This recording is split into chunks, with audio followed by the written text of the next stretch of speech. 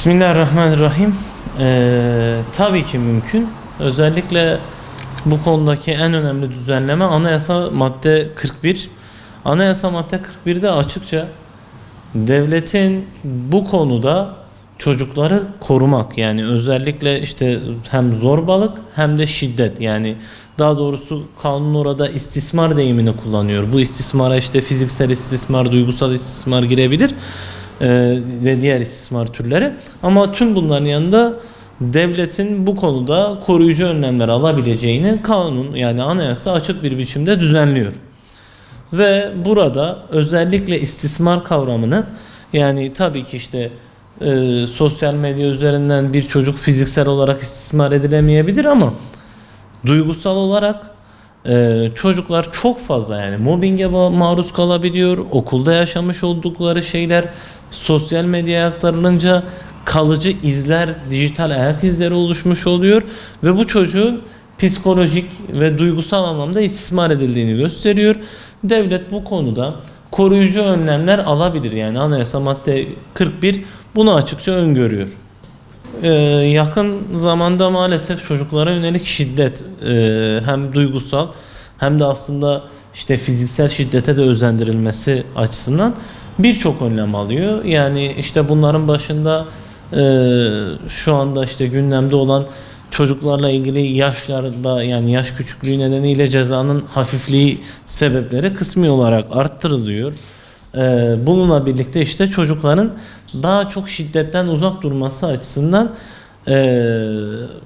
gerekli kanuni düzenlemeler yapılıyor. İşte sosyal medyada belirli kısıtların gelebileceği, işte cezanın arttırılabileceği gibi unsurlarla devlet bunu engellemeye çalışıyor. Devletin burada ama asıl önemli olan şey şu: devlet burada bir pozitif yük altında. Devlet bunu aslında yapabilirden ziyade kanun burada, hani anayasa devlet bu konuda önleyici tedbir alabilir, yani çocukları korumak için tedbir alabilir demişse de bu aslında devletin bir yükümlülüğü.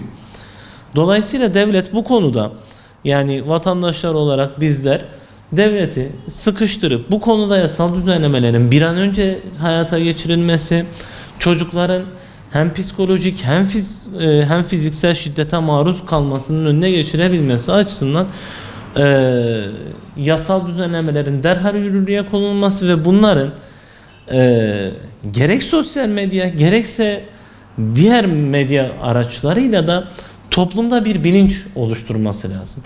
Maalesef yani yaşamış olduğumuz dosyalardan gördüğümüz şeyler şu olabiliyor: çocuk işte medya aracılığıyla şunu öğreniyor, ya suç işlersen bir şey olmaz algısına kapılıyor maalesef.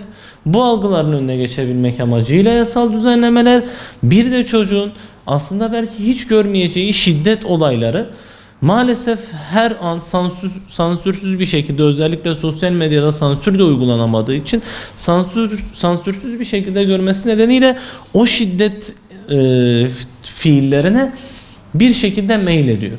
Devletin bu konuda bir an önce anayasa madde 41 gerekçesiyle yasal düzenlemeleri uygulamalı ve bu konuda hem sosyal medya platformundan hem de diğer medya kuruluşları aracılığıyla bu şiddetin önüne geçmek için zorlayıcı tedbirler almalıdır.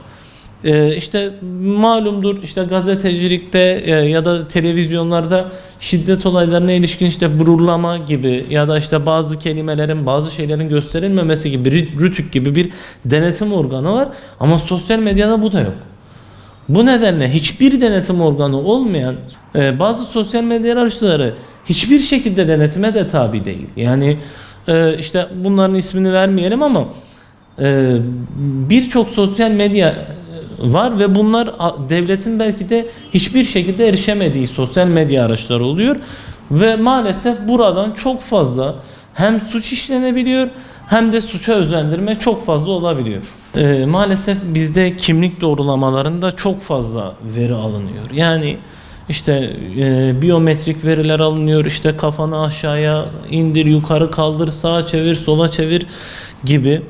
Ya da işte kimlik kartının ön yüzü arka yüzünü işte paylaş Ya işte öğrenciysen öğrenci belgelerini yükle. İşte orada zaten anne, baba adı gibi birçok kişisel veriler yer alıyor.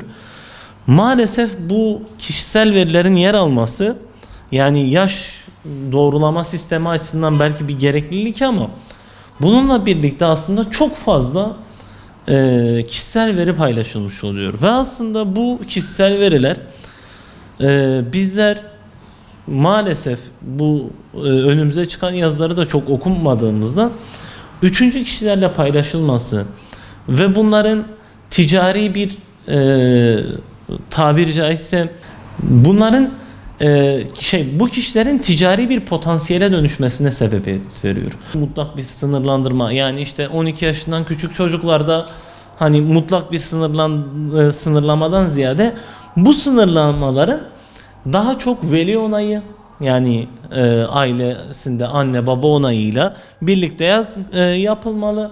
Yani bunlardan onay alınarak yapılması sağlanmalı ve burada da işte yaşa göre, mesela belirli bir yaşa kadar işte herhangi bir şekilde fotoğraf paylaşamamalı.